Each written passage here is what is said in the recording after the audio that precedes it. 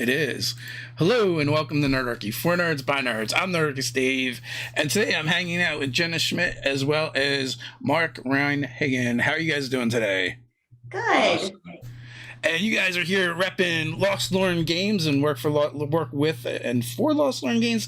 I'm not sure of all the dynamics, but I'll kick it to each of you to introduce yourselves, and you tell us all a little bit about you and as well as what the relationship is. So go ahead, Jenna.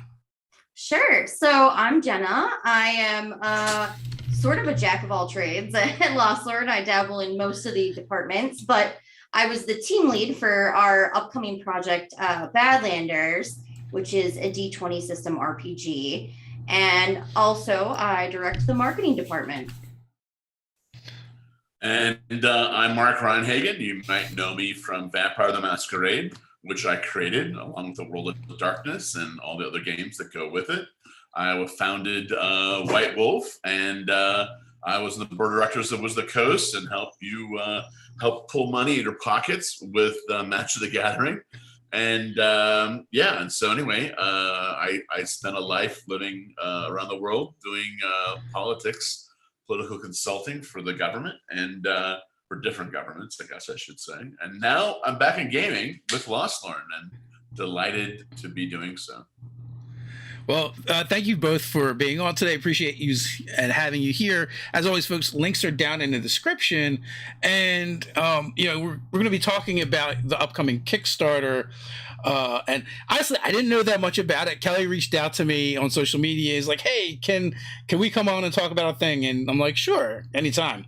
I met Kelly back a few years back at D&D in a Castle, and I like Kelly and you guys, so I was like, let's talk about the thing. And I just realized you guys are making a new RPG, which is very exciting. What's kind of like the genesis of the project, and how did that ball get rolling? Well, I had done obviously a bunch of other games before, and I sort of realized that I'm an indie game guy, right? I'm not really a D&D guy. I sort of did my high school playing D&D, and I got kicked out of my group, essentially. Actually, not essentially. I literally got kicked out of my D&D gaming group because I wanted to do storytelling. And maybe I was a bit obnoxious about it, as a teenager might be, and they basically stopped inviting me. And they were my only friend. So imagine, like, it's the '80s, and you're in Stranger Things, and instead of your friend saving you from the underworld, what's it called, the upside down. They just leave you there. So anyway, I ended up being exchanged to in Australia, and I started coming with these new ideas and I discovered Call Cthulhu, and so I became this indie guy. So anyway, the idea of Lostlorn is to do D&D, which I've rediscovered recently as not as bad as I thought it was, because I had this horrible experience of being abandoned the upside down, And then I moved to RuneQuest, I moved to Call Cthulhu, and I moved to Chaosium, and then I made my own storytelling games. But anyway, I figured out, hey, why don't I go to where the people are? Why don't I give them D20? There's nothing wrong with D20. There's nothing wrong with 5e that can't be fixed.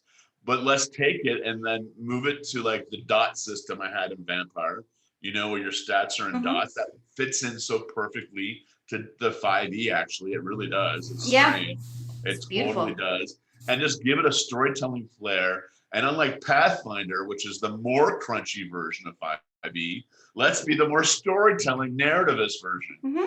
And it just worked. Like every playtest has just been phenomenal, and it's almost like the Trojan horse of games, right? Like people play it because they go, "Oh, it's D20, it's familiar," and I've got all these fucking excuse my language. It's all right. Sorry. We have all these beautiful dice, and of course that was the whole thing in the '90s. Is like, we don't use all the dice. We only use one kind of dice, the square one or the pointy one. Well, that's silly, because dice are fun. Like, why wouldn't you want to use all the dice? Well, we use all the dice, and that's where we're going from. And I think it's working out. What do you think, Jenna? Yeah, I really like the system. So it's like he kind of said, it's a movement towards more of the storytelling side of things. So it's kind of a hybrid almost of, and I didn't realize this until one of the people on the team was like, "Oh, it's kind of a hybrid between World of Darkness and D&D 5e," and I was like, "What? Oh yeah, you're right, it totally is." And I really like that. And the thing that I really like about it is that you can really customize your character in a way that you just simply can't without multi-classing in D&D. I've played a lot of D&D. I am from 45 minutes away from the birthplace of D&D. Lived here my whole life. I've been playing D&D since I was 8. So, I've branched into other different types of games, but I like all the dice. Like he's saying, I like to use all 7 of my dice. I actually make dice. That's how much I like them. So, it really works. What are the recognizable elements from 5e and Storyteller in Badlander? What would people like notice right away coming from either of those systems? So instead of rolling 1d10 for every dot you have in Vampire, you count up your dots and you roll a d20 and you add that to your d20. So basically you have your ability, which you have in D&D you have your ability bonus, right? Which is basically in our case it's 1 to 6 dots, right? And so that basically is the spectrum. Then you have X's, which is negative, but that's so rare, right? Doesn't matter. Then you add that to a skill. Instead of your proficiency bonus, you had all these different skills, and each skill goes from 1 to 6. And then that's your bonus. You can have a bonus of up to plus 12 in your D20 roll. Boom. So it just marries right into D&D so beautifully. And the thing that D&D does so well is that it has this thing that every computer game has copied since, from Warcraft, MMO, that you scale up, you rank up, right, and you get more and more powerful basically, and so it just allows us feeling of progression of becoming super powerful. And I think we've managed to rationalize that in a way that makes sense in the world. So like in D&D, like if your character goes around and say, "I'm a 10th level fighter," right? It feels weird because it's not real in the world. But in Lostlorn, which is this world that this first game is set in, and then we have the monster games coming out next, you're in a guild. And the guild has different ranks. You have a depth rank 1 to 10, and then you have master rank 1 to 10. And what does 10 plus 10 equal? 11th level. So you can actually say I'm a 5th level master, and that makes sense in the world, right? It's a real thing, and I find that very important. Like I like movies in which the music is diegetic. Like it's very Tarantino, right? The music's playing in the scene, and that's the music you're hearing in the audience. And so I think that as much as possible in my role-playing games, I try to make everything diegetic. Like if it's a game rule, it should also have some sort of reality in the world as well, if you possibly can do it. So that's why we do it that way. So there's definitely been other D20 games where they've kind of divorced the modifier from the number, right? Which I've been an advocate for a long time. My partner Ted is against it, for whatever reason, nostalgia's sake. I'm like, why do we have this useless number that doesn't mean anything anymore? So I do like it when people are like, all right, let's take this and fix it.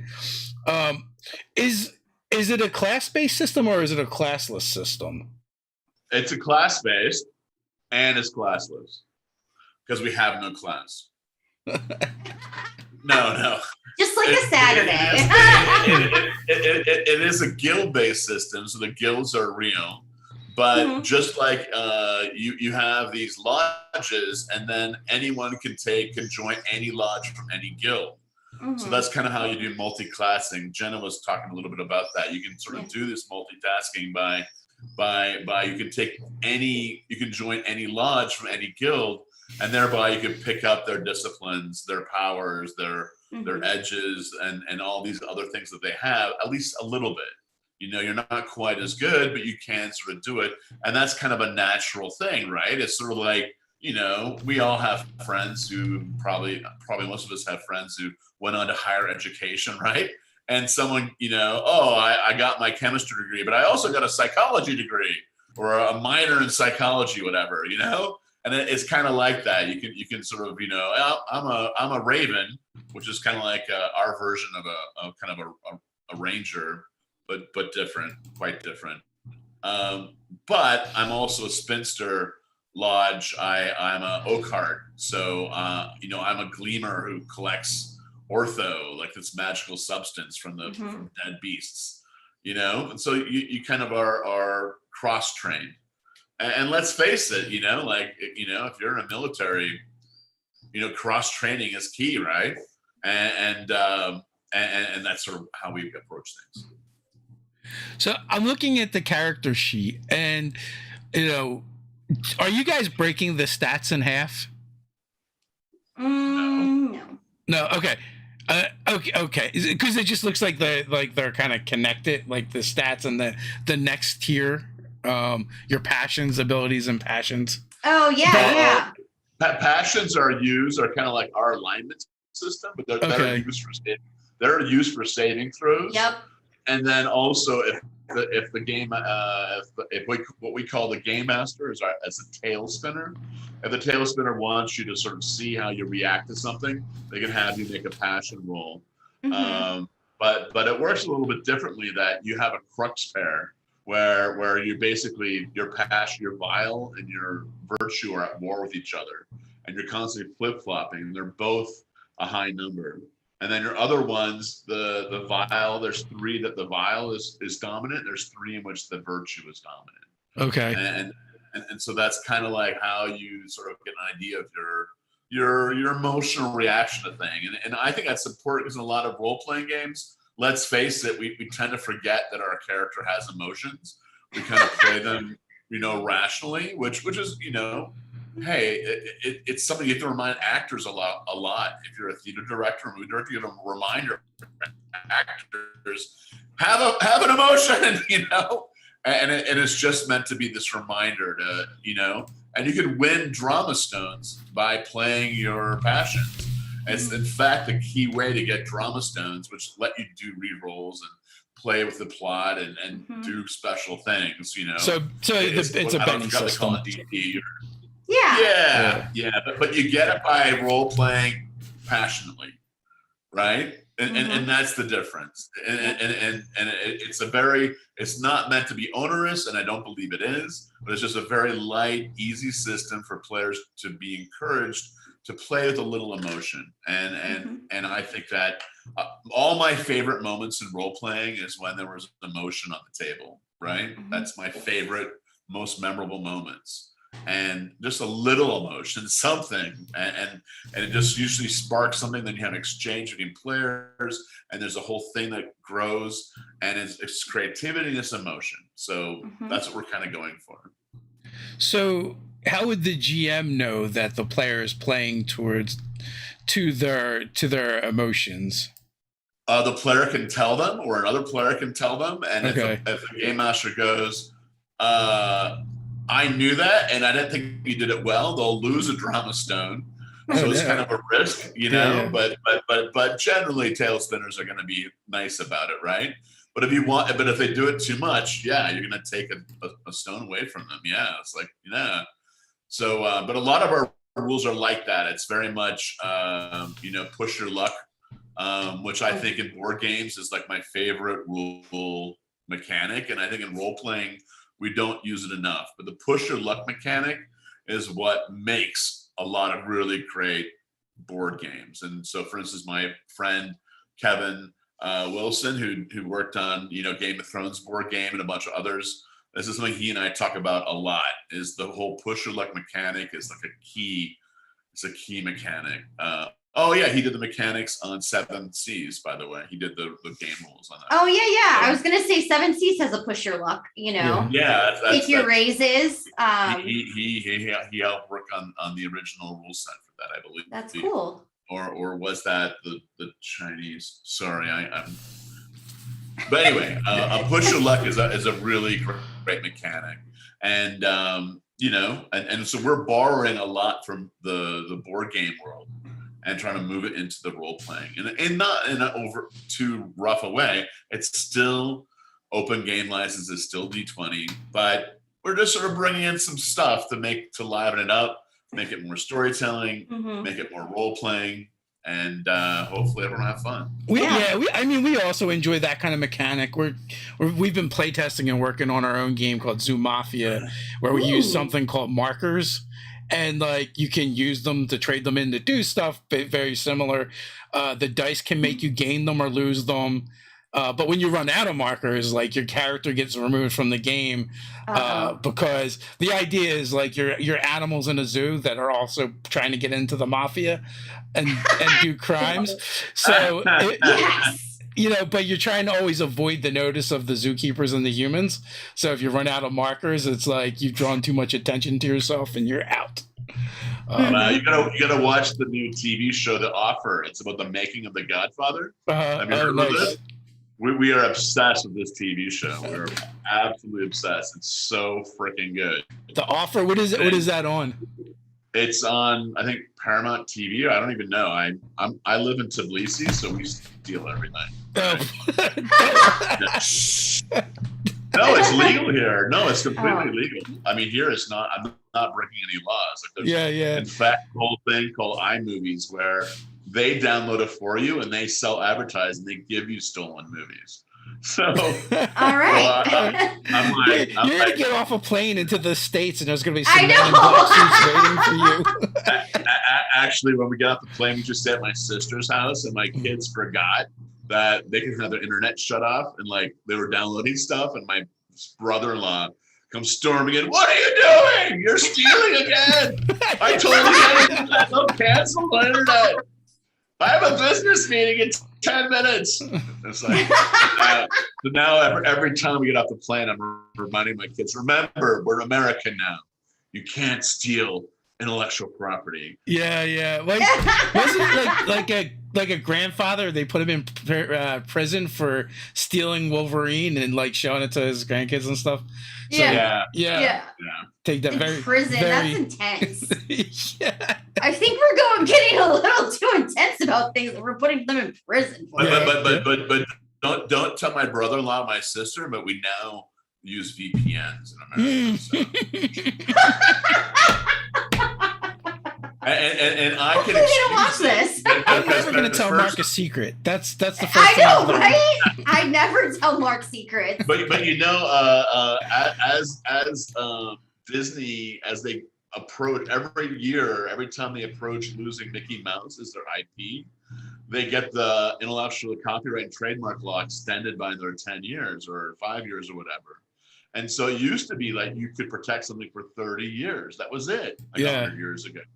And so now I believe that these things belong to the world, and I believe the laws are onerous and I believe that you should protect someone's new creation. But I personally believe after 30 years, it should be everyone's. Like I created Vampire the Masquerade 30 years ago. I personally believe it should be open. It should be open source now. Everyone should be able to hack it and do what they want with it. So what has the response been for the playtest, or where are you guys at with the playtest? Is it open to the public somewhat, or just in-house? So go ahead. Go ahead. You can go ahead. Yeah, the playtesting has been fairly broad. I've been playtesting for like 2 years. And personally, I find that the best playtesting is what I do myself. Right? Like if I read surveys, they're not that useful. And I believe that mostly people do the open play testing as a marketing thing. Now for D&D or something, then I think it's different because you are threatening to change something that's well loved, And so testing that, but when you're doing a whole new game, a lot of people aren't going to get it, right? So that's why I try to do one-on-one, and I try to test every new rule, with my groups. And so I'll do a group of what I call my old people group, and then I'll do the kid group, and I'll do the middle group, and then I'll do the online groups, and that's worked out great. But yeah, we haven't really done a huge broad, probably for marketing we should have, but we did the podcast. We play tested. We did the podcast, but he's talking about like you send out like blind play testing. Yeah, blind play testing. I used to do that for Wizards. And I believe in blind play testing, but it's we're a little company, and that's very difficult to run it and do it well for a little company. It's expensive, right? To just process it, to find it, and then to not waste everyone's time and actually use the information. That's the key part. Like, and then how do you process the information? That's hard. We did a little bit of blind play testing with like the game store dropouts. They play tested the system at one point. We've polished it up a little bit since then, but the basis, like the basic structure of it, they did play test without us. So, and they said it was a very nice and elegant system. So it was good feedback. Yeah, I mean there's definitely an aspect where there's definitely an aspect where you need to see how other people run the game and what happens when they get their hands on it. Yeah, you want to see someone else running the game and you're sitting there and watching them. I think that's really key. I just personally find it very hard to read someone's report and get a sense of what I don't normally get a lot of useful information from that. And I'm kind of, I'm from Minnesota and I hate wasting people's time.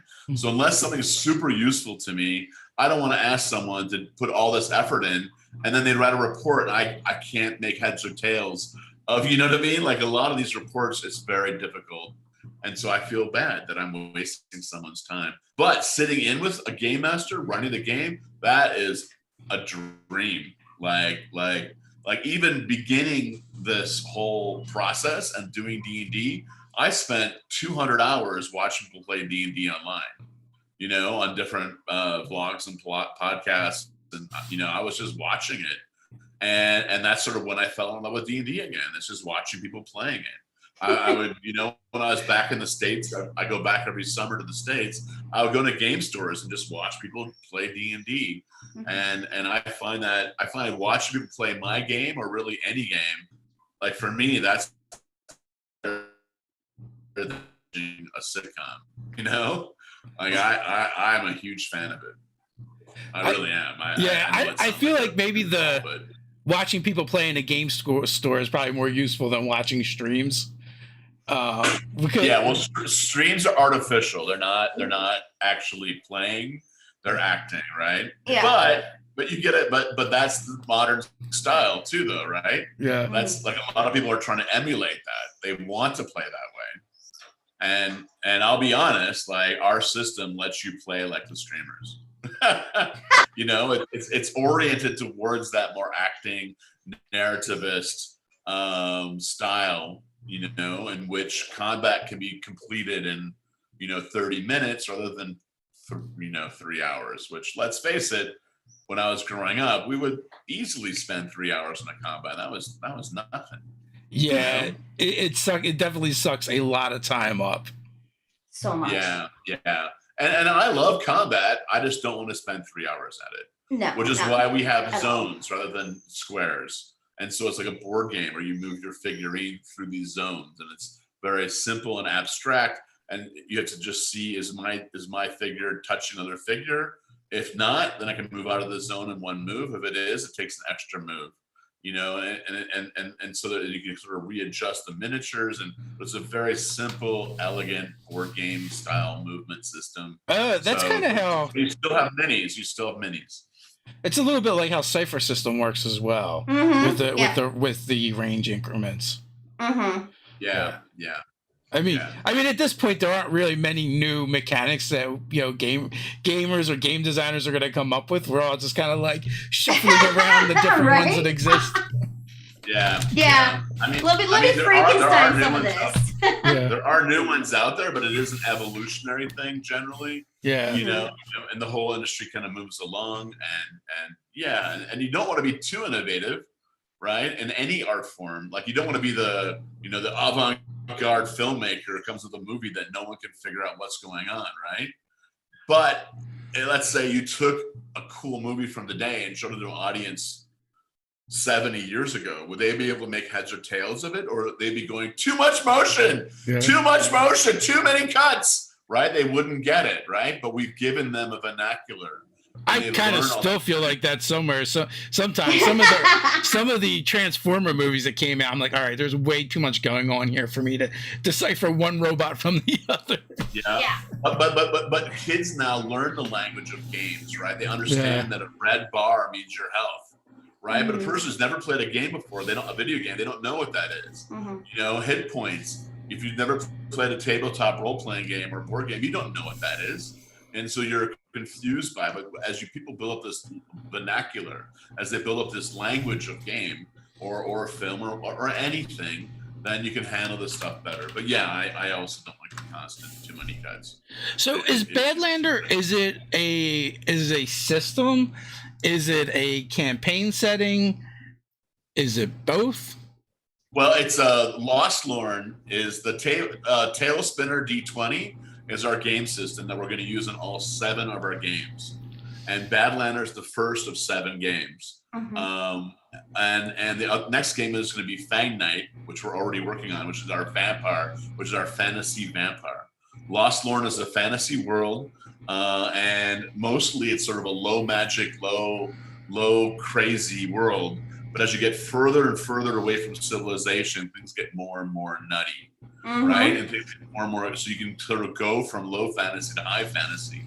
And we have a whole Dwemer system which sort of regulates that. So like there's Sakra Dwemers in the cities, gunpowder doesn't work, right? Because the sacred aura protects people from that kind of disturbance, and it keeps the Profana aura away.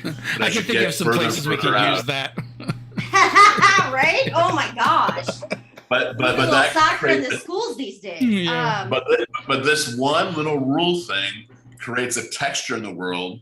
So certain like magic items and certain things work in certain places and not others. And so that makes every scene, every encounter very unique. It's just like, hey, what can I do here? What can't I? And so it creates a much more interesting, fluid environment that suddenly, you can't use this. And so anyway, the next games are all basically, we're doing the monsters. So we're doing vampires, werewolves, ghosts, demons, dragons. So you basically play all these different monsters in the game in the same way I did in the World of Darkness, but in a fantasy world, that has kind of a bit more of a Game of Thrones vibe than it does a pure D&D vibe, but we still have the high fantasy stuff, because let's face it, gamers want to express their creativity, right? And sometimes that's high fantasy, so there's room for that as well. Are the games going to be compatible with each other, or are they going to be more like World of Darkness? 100%. This time, everything, you can play a vampire with a werewolf, with a Badlander. So Badlander is our Hunters Hunted game, right? Yeah. It's our Hunters game. So we're starting with that, and that's our base level. And then this is why it took so long to design this freaking world and system, is that we're pre-designing it this time so that you can literally interplay all the games together in one group, and it works perfectly. Yeah, that is the key thing. I must say that was my one of my biggest pet peeve about World of Darkness is like you had all these cool components that did not fit together. Yeah. And honestly, the reason for that is it's really freaking hard. Yeah. And then I always meant to fix that in the second editions, right? Yeah. But then Mage came out, and that was so overpowered that it just made it impossible to make them all fit. Like at that point, the horse has escaped the stable. It's impossible to fix, I was like, I do like that we did that though. That we spent oh my gosh. I think me and Mark have spent obscene amounts of hours with our other game designer. Like the three of us were just kind of balancing everything to make it so that we could interplay later with the other games. We wanted to really set it up in a way that it would be compatible and, you know, things could interchange. Like you could play a Fang Knight that takes maybe one of the feats from Badlander. You know, it's we really wanted to set it up in that way, and I think it's a long time, but it's good. I think it's something that's going to reward you guys in the long term. Yes, and the player base too. I know Mark has got a hard cutoff. Yeah, I got to pick my daughter at her art class, and then I got to go to the hospital. Not for me, but yeah. Hopefully, you keep talking to Jenna. Anyway, thank you so much for having me on. I really had a great time. Well, thanks for coming on. Hope to talk to you again with Fang Knight, because that's gonna be great. Appreciate you. Good luck with everything, and it's just going to be Jenna and I now. So yeah, awesome. Great. All right. Bye, everyone. Thank you. Bye. All right. Yeah. So, at what point did you come on to the project and start working with Badlander?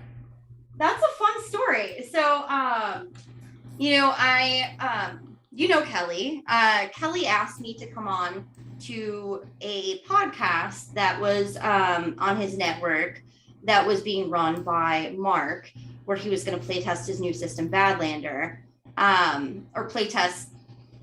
You know, it was interesting because they were playtesting it before it was like fully developed. Yeah. So it was like kind of like we were trying things out on the podcast a little bit.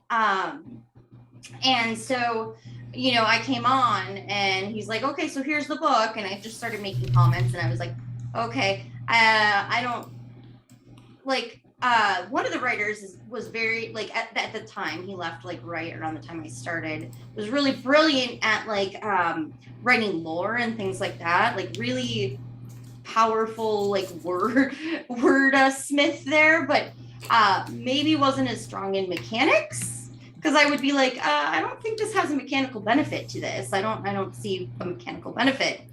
And so Mark noticed that I had a knack for mechanics and picking up on what is useful and what isn't useful in games, right? And he said, we need more of that on the team. So you're on the team now. And I said, okay, all right. Yeah, there's a huge difference between creative writing and design writing, right? And you need both to produce a strong product. Absolutely. Yes. And oftentimes people who are good at one aren't always good at the other. It takes two different parts of your brain, right? Yeah. Like it's completely different. And so that's something that we've kind of like figured out at Lostlorn, is we really need to pair our people who are good at building mechanics with our people who are good at wordsmithing, just beautiful, you know. I don't want to say like fluff, but like the flourishing words, the powerful imagery with the words. That's not something I can do it. It just takes a lot more effort and thought than a mechanic does for me. And a mechanic, I'm just like, okay, so tell me like what you're going for angle wise, and then I'll write a mechanic for it. And just, you know, that comes easily to me. So he was like, we don't have enough of that on the team. We need that. And then there was just kind of some changeover with people, you know, having real life-ish like stuff going on. And so he was like, well, you're really organized. Would you like to lead it? And so it just kind of happened.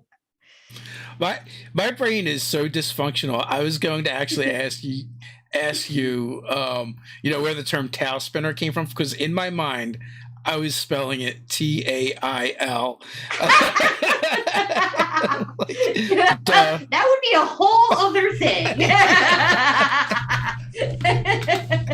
Yeah, no, it's TALE, like a tail. Yeah, for sure. Mark, of course, came up with it. He likes to come up with new words, and that's not something that I'm always great at. I'm like, I don't know. So you know, Badlander, is it going to be one book, multiple books? Yes, so we've got the Badlander handbook, which is done. We're just like polishing the layouts. it's completely done. And right now we're just going through edits on the Tail Spinner guide, which is where we're going to have our bestiary. So about half the book will be bestiary, with horrifying monsters that some of which I came up with. What's your favorite horrifying monster you came up with? Oh, okay. So she's near and dear to my heart. She's called the Scarlet Mantis. So she is what we call a spinster, which is almost like a sorcerer that uses stories to kind of impact reality a little bit. And she's been corrupted. And so spinsters also do a lot of like cloth work, so knitting and things like that, right? So she looks beautiful when you're far away from her. And then when you get up close, if you don't make your wisdom save, you won't realize it. But her gown is made of intestines. She's been knitting people's guts into her gown. That is slightly less beautiful. I'll have to say, yeah. And so under her gown, she has like these like praying mantis legs where she like impales people, and she uses them as knitting needles. It's quite horrifying. I have a friend. They would definitely very much like this. Yes. Yes. In one of the games that we played, they played an arachnid type creature, and they were always knitting while we would play. So, oh yeah. This would be perfect for her. Yeah. It's very morbid knitting, but it is knitting. But it is knitting for sure. Yeah, and it stinks. Like the gown smells because obviously it's been like, decayed innards. But it's if you don't make the wisdom save, you don't realize that. You're like, oh, just a pretty lady who needs help. So is that one book or two books for the game? So it'll be in the Tail Spinner guide. So the Tail Spinner guide will have the bestiary, and then it'll have our relica, which is like the magic items and just like tips and tricks on how to run things, measuring relationships. One thing I really love about the game is that we kind of have a system for tracking how people are, the dynamics that your Fury, which is like your Badlander kind of squad or whatever, the military unit. Your adventuring group for your adventuring group. That's it, right? So you're their relationships with different entities, right? So like if you were not very nice to the Merchants Guild in a town, like on the podcast, my character may or may not have found out the Merchants Guild was like selling slaves, and then went ahead and did a mutiny on their ship, took them, and then sold them to the religious entity to do penance. Oops. These things happen. Is that podcast ongoing? Is it wrapped up? Yeah. Yep. So it's called Lostlorn Chronicles. You can get it anywhere you download podcasts. We had season 1, and that is over. Now we're into season 2, which is awesome. We've got a good crew on, and they're highly entertaining. And I kind of love, because there's a couple others who are chaos junkies who, nice. The highlight of my day is if I can shock Mark at what we do in the game. It's like, he was like, well, I wasn't really expecting that. Okay. Guess that's what we're doing now. Yeah. And as always, folks, links are in the description. So I think if you go to the Lostlorn website, it'll also probably lead you back to the podcast. Oh, yeah, absolutely. There's a tab for the podcast in there. So what is it that like excited you about this project and working on Badlanders? So it was, I love games. I've been playing role-playing games since I was a small child, wreaking havoc at Gen Con.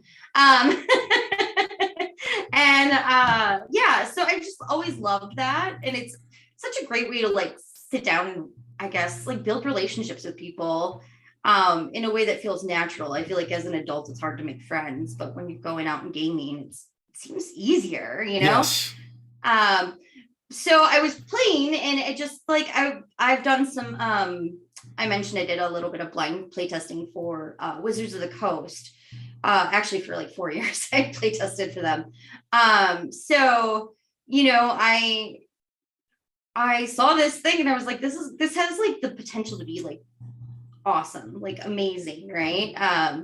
One of my biggest complaints about D&D is that we sit there forever in combat, and then you just like, you're waiting and you're waiting, like, what am I doing? Unless your character has like lots of reactions or whatever, Yeah. It's like waiting, and it's not really interacting as much. So this idea of shortening combats really intrigued me. And we have a really cool mechanic for that. It's called the crux. And so when you do certain things, like, I don't know, if you roll a natural 20, your side gains a crux point. And once you get 6 crux, you can force the other side, to like, you make a roll and they might surrender or they might run away. Like, so there's this mechanic built in that allows for people not to have to be murder hobos all the time. And how rapidly can you, like, best case scenario, gain those cruxes? I would say, well, so there's different, like, so one of our birthrights is able to gain crux by doing really cool things, flourishy things. Yeah. There are different, the guilds have different ways to get them. So, I mean, really, you could in like 2-3 rounds easily. Now, can cruxes work against you? Yep. So the other side gets crux too. So if they roll a natural 20 or you roll a natural 1, they get a crux. There's built into the monsters, there's different things with the crux too. So so if they get more crux, you might surrender or run away or, kind of whatever the outcome is there. But there's just a lot more possibility. I mean, in reality, if you've killed all these like bandits, right? Like, or you've killed most of the bandits. I mean, if we were in medieval times and that were to happen, you would expect that the last few would surrender or run away, But it's like, so you don't have to kill everything. I mean, you can be a murder hobo if you want. There's always that option. That is always an option. It really is. But try hard enough. It's just not necessary. I mean, a lot of times as a GM, if I consider the fight won, but there are still enemies on the field, I try and figure out how to make that go away. Or be like, I've definitely have just been like, all right, you guys are just going to mop this up. We don't need to roll this out, because it's inevitable. There's one thing left and there's a bunch of you. Yeah, it either surrenders or runs away. Either way, So I think that is good. I mean, again, people can be murder hobos if they want to. I'm not telling anybody how to play their games, but there's a mechanic for it if you don't. From the GM's point of view, it's like, okay, well, you're kind of on your last leg here. You're going to surrender? I mean, I kind of like the idea of the crux as a tool. Like, I think it would be a cool tool to power up the enemy side, as opposed to like forcing or surrender, so that the players still kind of have the agency of going, oh no, we're not running away, we're going to fight to the last. But at the same time, like, they could almost see the power bar of cruxes going up for the enemy, knowing, oh, they're going to be unlocking special abilities now because of these cruxes, and it's going to hurt a lot. Maybe we should run away or surrender. I love that, actually. I might incorporate that. Feel free. The guy who's creating all the monsters, he might have already. I haven't looked closely at them. But yeah, I mean, I love the potential of it, and I think it'll get developed further as we develop the other games too. But it's a really good. I like the mechanic, but you don't have to use it if you don't want to. That's the beauty of it. It's like, totally leave it behind if you don't want to use crux. It's, I really worked hard to help Mark develop the system where if you wanted to leave that mechanic behind, the game can work fine without it. And how does advancement work? Do you guys use an XP system? So you can use drama stones. Like, you get a certain number of drama stones and you can rank up, or you could just do progression, like, milestones. They just, all right, you've done enough stuff, rank up, it's kind of up to the tail spinner what what they want to do. Yeah, so like we're currently hacking Powered by Apocalypse, mostly Monster of the Week, but like the thing that we liked about that is the way the XP works in that system is like the idea. I like the idea of failures, giving you XP. Yes, absolutely. Especially if you fail in a cool way. That's my favorite when I'm GMing is like, okay, tell me how that happened. And like if it's really cool, I'm just like, all right, take some inspiration. Or drama stones are sort of our inspiration. It's just like kind of a little more involved than inspiration. It's like, oh yeah, that was really cool. Take a drama stone, and you can do a little bit more with it. It's not like, oh, I'm going to use this with advantage. Sometimes D&D can be very rigid. I love D&D, don't get me wrong. That's what I started on, but there's a bunch of underutilized tools in that toolbox.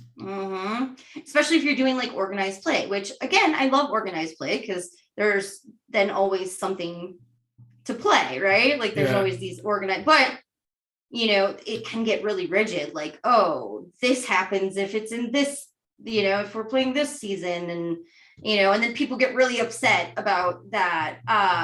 So I think what we really wanted to do was build a little bit more of a versatile system where you could take or leave what you want. Use the tools that are cool. If you want to just sub in D&D 5e rules for it, it's super easy to do. So yeah. I want to go in a different direction now. You mentioned going to Gen Con as a child. How old were you when you hit your first Gen Con? 8. Wow, you got me beat by like 38 years or something. Yeah. Well, I'm only 33, so that was So it's been my dad used to do all the printing for Gen Con like way back in the day. Oh, cool. Was your dad also a gamer? Oh yeah. Yep. He taught me to game. So we went, our whole family, 5 kids and 2 adults. 7 that's of us. a lot of kids. So many kids. So many kids. You could field a basketball team at that point. Yes. We had our own team. We could D&D without inviting anybody else over, just with the family, right? So we went there, and my brother was older, so he's supposed to be watching. He wasn't very good at watching us, if we're being honest. I've been an older brother. I know what that's all about.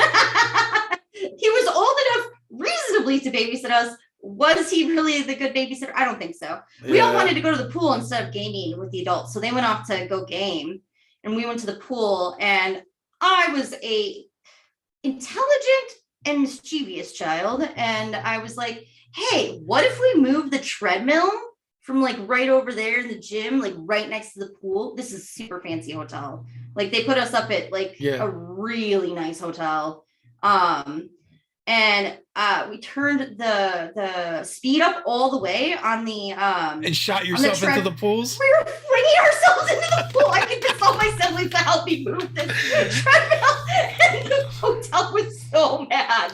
I bet you probably almost electrocuted everyone in the pool. I didn't think that through. I just thought this looks like it would be really fun. Yeah, it worked in theory. It did work. It was so was it that your big brother wasn't watching you guys, or that your big brother was on board?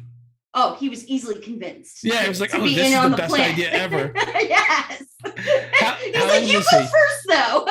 How old was he? Oh, I think he was maybe like 12 or 13. Oh yeah. He definitely was not old. In theory, old enough, but not old enough to maybe understand all the ramifications. Like, we could electrocute the whole pool by accident. Right. He was just like, "Oh, that sounds so rad. Let's do it." Yeah. Because I mean, it definitely feels and sounds like something stupid that I would have done at 13. Right, 13-year-old boys. Absolutely. I mean, we do not think about consequences. No, absolutely not. So he was like, "That's a fantastic idea. Let's do it right now." And then we almost got kicked out of the hotel in Gen Con. And my parents were so mad mad at me. I could not leave their side for the rest of the con. I left my son with my mom, and she was doing laundry, and so she brought him down in the basement, and I had a treadmill, and he got on the treadmill, and he was like 4 or 5. He was little. Decided to turn it on, and he went flying into the lolly column. Absolutely. He had a knot on his head that I swear to God is probably still there today. Like, it lasted for years. Kids cannot be around treadmills. That was the moral of my stories. Don't let the kids around the treadmills. Thankfully, the males in my family have very hard heads. So that's blessing and a curse. Yeah. Oh man, yeah, no, it was fun. I have fond memories from Gen Con and from going to conventions as a kid. I've always kind of been a convention person, I think, because of that. So I didn't start going to conventions until we started Nerdarchy, and we had done it for a few years. So, whatever Gen Con 50 was, that year was my first time really going to big conventions. I went to Origins, then I went to Gen Con. And so I was much older in life when I started doing it. Yeah, it was still in Milwaukee when I started. Yeah. So that's how long ago that was. Was it in the place where they did the replica at Gen Con 50? I don't remember. I feel like it was at. Did you go to Gen Con 50? No, I didn't. Well, so they in the Lucas Oil Stadium, they had it set up where it was like it's supposed to be the exact size. Some of the stuff that was there. And it was like, so it was like this tiny museum, and I mean it was tiny, a big room, but not really that big. I think things seemed bigger to me then because I was tiny as a child. I'm still only 5'1", so probably seemed bigger than it actually was. I want to say, so we were staying at the Pfister Hotel. I remember that. And I feel like Gen Con had expanded enough. It was like right before it went to India, I think. Yeah. It expanded enough. It was at multiple hotels. Oh, yeah. So that was probably after, because it was like a horticultural center or something that it was at before. Yep. And that's just me trying to remember. So. Right. I think I know what you're talking about. And it's hard. I was little then, so I don't remember all of it, but it was pretty cool. And I think I always have that nostalgia, so I like to go to cons. That's my thing. What is your favorite con? Oh, I really love Gary. I have a lot of love for Gary Con. It's a lot of fun. I think my favorite I really also like the D8 Summit. So it's kind of a toss up because I love D8 Summit, and it's because I kind of like the small cons. Like I really loved going to Gary at first because it was smaller. I've been going to Gary for so many years now. And so it was smaller. Now it's so big that it's getting a little bit past my favorite size for a con. D8 Summit is a really great one, and the cause is near and dear to my heart. It's it helps end family homelessness in Illinois, nearby where it is located. So, and it's a really good charity that it's PADS of Illinois, so I love that. And the person didn't D8 expand too? Because I felt like they were doing something out in California as well, pre-pandemic. Possibly. I'd have to ask Connor. He's the one who runs it, but it's kind of a smaller con. Gary Con is just great because it's not quite so big that it feels overwhelming yet. I went to Gen Con for the first year in probably 15, 20 years. This past year in 2021. That was cool, but it was, downsized a little bit because of the pandemic. And even then, it was still a big convention.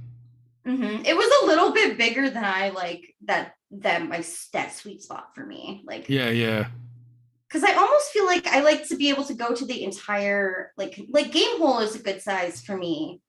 And you've been to Game Hole, right? I have.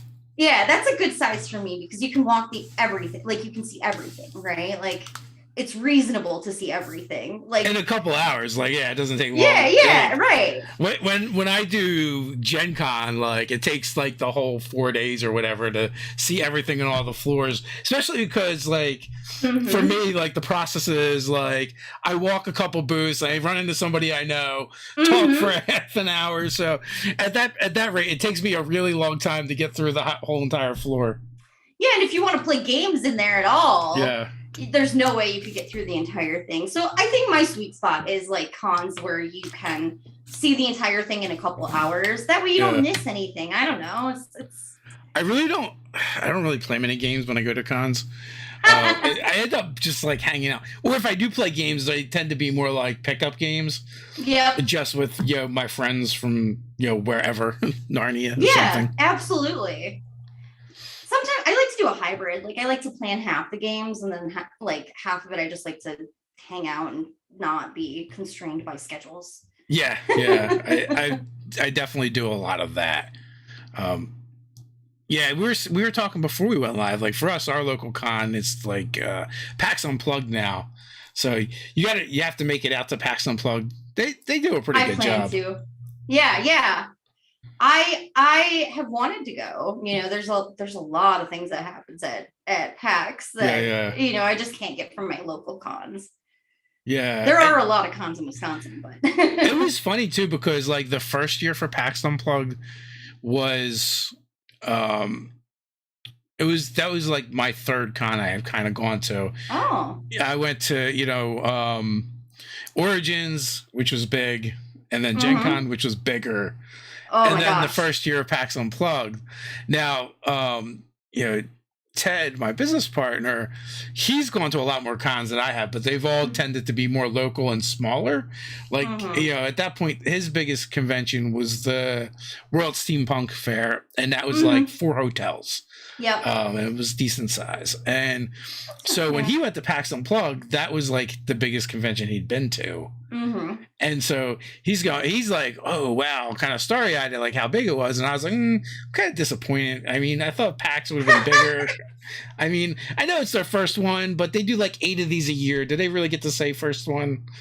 Right? Yeah. So, like which PAX is it? I'm not even sure. Yeah, right. Because they have like East, West, South, Australia. I know, right? and I'm probably like missing some as well. Oh yeah, absolutely. There's so many. Yeah. Well, yeah, no, I could see that because Gen Con and Origins are huge comparatively. Yeah, like Gen Con feels like it's like the whole city is practically the convention. Funniest thing when we went there, I was like, where are we supposed to get our beer? I'm from Wisconsin. Okay. Yeah. There's beer on every corner here. All right. Yeah. Like, to be fair, you can throw a stone and hit a bar. And I was like, and they're like, oh no, you can only have it in that. And I was like, what is this sorcery? Yeah. You can only have beer in this one specific place and you have to wait for like an hour to get it. I'm like, oh my gosh. At GaryCon, they like bring it to your table, right? Like, yes. Yeah, you can order that. I do love that part. I don't even have to get up from my game to go get a beer or a burger or whatever I want to eat. That is nice. I do love that. Yeah, I haven't been to GaryCon yet. I really want to make it out there for sure. It's great. Luke is amazing. Luke Gygax, he's the organizer, and he's great. We've had him on and we've talked to him a few times. Yeah. And I've definitely run into him at the other conventions. He's always been great to talk to. I weirdly enough ran into him at Gen Con and I was like, oh hey dude. Yeah. Like, how did I even find you in this giant Yeah. Well, he kind of stands out a little bit too. Yeah. So there is that. Yeah. So sure. we are right at the hour mark. Final thoughts before we head on out.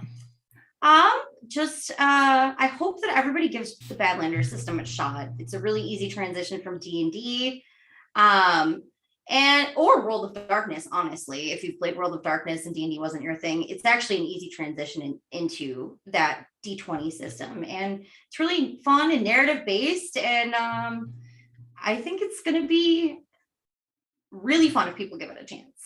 Well, I'm looking forward to seeing more of what comes out of Badlanders and the other games involved with the Tau Spinner system.